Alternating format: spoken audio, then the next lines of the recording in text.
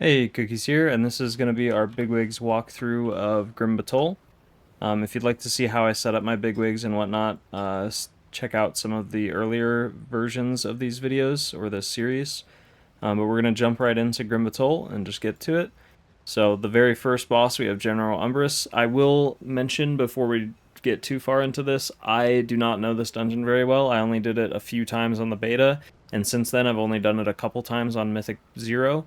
So this is going to be kind of me just winging it on terms of what I remember about the bosses and whatnot, but it should be pretty straightforward. So first boss, I believe the two main things he does is he spawns stuff on the ground when he does his commanding roar right here, I believe, if I remember correctly. Let me double check. So, let's see.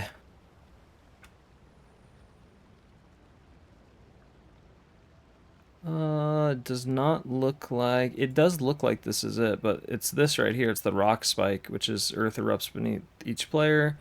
Blah, blah, blah. So the command... Okay, so I'm remembering now. So the commanding roar is its own separate thing. It's just unavoidable group-wide damage. And then the rock spike is something that spawns under your feet and creates like a pool for the remainder of the fight.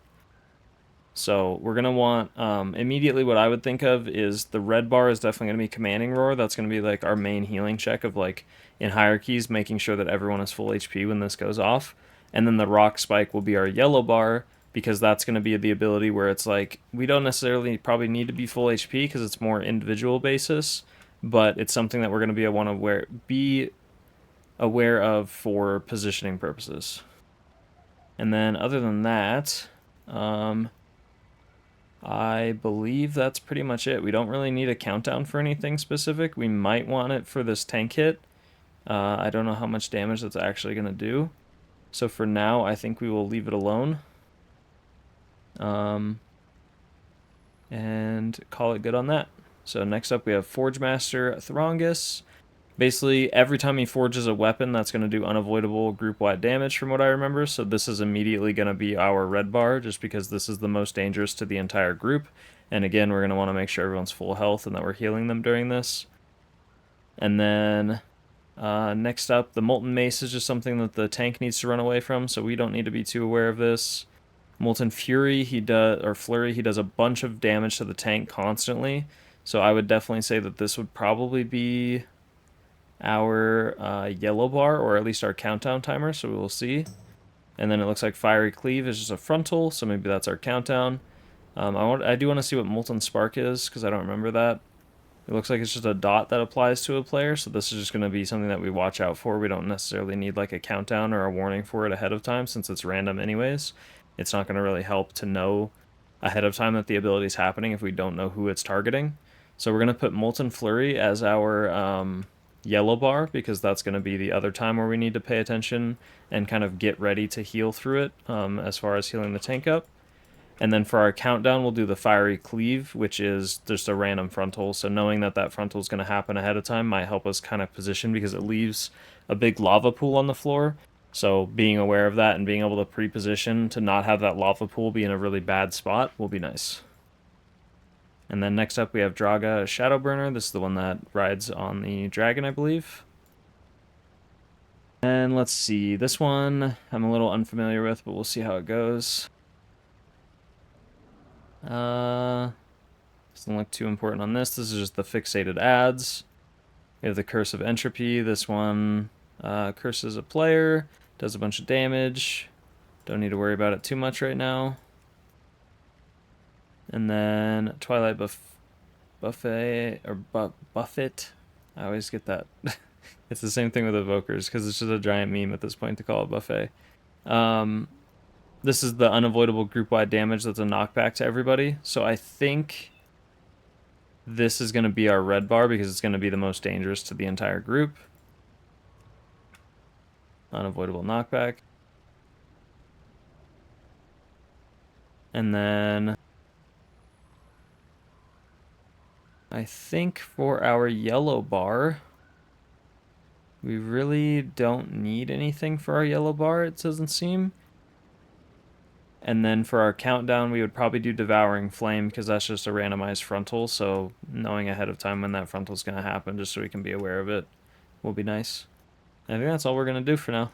And then not do a yellow bar on anything until I feel the need for it. If I run the dungeon and I'm like, oh hey, I needed to know that ahead of time. Like maybe the Curse Dispel or something. But and then we have the last boss, which is Erudax. This one, if I remember correctly, let's see. I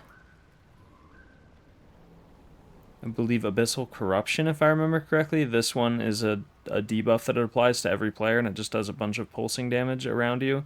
So you have to spread out and then heal through it. So we will probably set this as our red bar, but I'm going to just double check. So Shadow Gale, I believe, is just let's see. Yeah, this is where you have to like group up inside the zone, but then it becomes a dangerous zone that you have to get out of. So that's just like a visual thing. We don't need a timer for that or anything. And then Void Surge does unavoidable group-wide damage. I don't know if Abyssal Corruption or Void Surge will be more important. It looks like... Actually, this ticks every 1 second, this ticks every 0.5 seconds. So it actually... It looks like Void Surge will be the more like damaging ability. So I think we're going to set this at the red bar for now. And then see how it plays out once we get into Mythic Plus. Don't need to worry about ad spawning. Don't need to worry right now about the Crush. That's a tank ability. And then the Grasp is... this is if you touch the Void Tendrils on the ground, so that doesn't help to set anything up for that. And then the Abyssal Corruption is another unavoidable group-wide damage thing. So that being our yellow bar, because I think it's less important, but it is still, you know, it is still group-wide damage. But I don't think it's going to be as much as the Void Surge. So that'll be our yellow bar, that'll be our red bar. And then for a countdown, if we did anything, it would probably end up being like the Crush for the tank hit, just so we know ahead of time. And I think that's it. So that's Grim Batol. I think we have one dungeon left to do, so I'll get that done, and then I will post that. And then we got a lot of fun content coming after that. So thank you guys so much for watching, and I will see you all later.